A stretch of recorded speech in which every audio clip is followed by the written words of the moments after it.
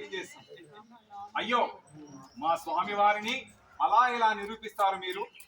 నిజానికి మా స్వామి మీ అమ్మవారిని అగ్ని ప్రవేశం చెయ్యమని చెప్పనే లేదు. Please underline this words. మా శ్రీవారు యుద్ధానంతరం ఇలా అన్నారు: ఓ సీత, పరాయి మగవాణి నుంచి స్త్రీని రక్షించాలి అనే ధర్మం ఉంది కనుక నేను ఆ రావణాసురునితో యుద్ధం చేసి నీకు వాడి చెర నుంచి రక్షణ కల్పించాను. అది రాజు యొక్క గుణాలండి, అందరికి అర్థం కావు. కానీ నీ మీద మోహంతో కాదు, ఇంకా నేను నీకు స్వేచ్ఛను ప్రసాదిస్తున్నాను.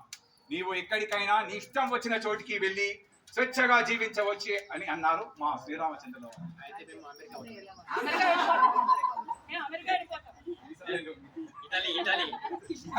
కనీసం కొడుకు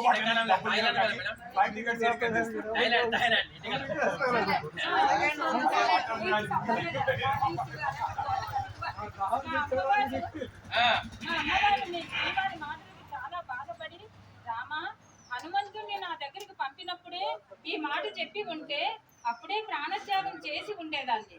నేను అయోనిజగా భూమాత యందు జన్మించాను, జనకుని కుమార్తెగా పెరిగాను. బాల్యము నందే అగ్నిసాక్షిగా నీ పాణిగ్రహణం పొందిన దానను అని ఎంతో దుఃఖించి, నాయన లక్ష్మణ, నిన్ను ఎన్నో అనరాని మాటలు అన్నందుకు నాకు ఈ గతి పట్టింది. నాకు వేరే దారి కనిపించడం లేదు. అగ్నిని ప్రజ్వలింపచేసి చితిని పేర్చి, నాయన, నేను అగ్ని ప్రవేశం చేస్తానని చెప్పింది. అదిగో చూసారా, మా సీతమ్మ మహాపతివ్రత శిరోమణి అగ్ని ప్రవేశం చేసి అగ్నినే పునీతుణ్ణి చేసిన మహాపతివ్రత. అగ్నిదేవుడు స్వయంగా ఆమెను తీసుకుని వచ్చి శ్రీరామ ప్రభువుకి అప్పగించి, శ్రీరామ, ఈమె సాక్షాత్తు ఆ మహాలక్ష్మి అవతారం. నీకు తగిన ఇల్లాలు రామా, ఈమె వలన నేను పునీతున్నయ్యాను. రామా, ఇంక ఈమెకు ఎడబాటు ఎంత మాత్రం కలగకుండా చూడమ్మా అని ప్రార్థించాడు.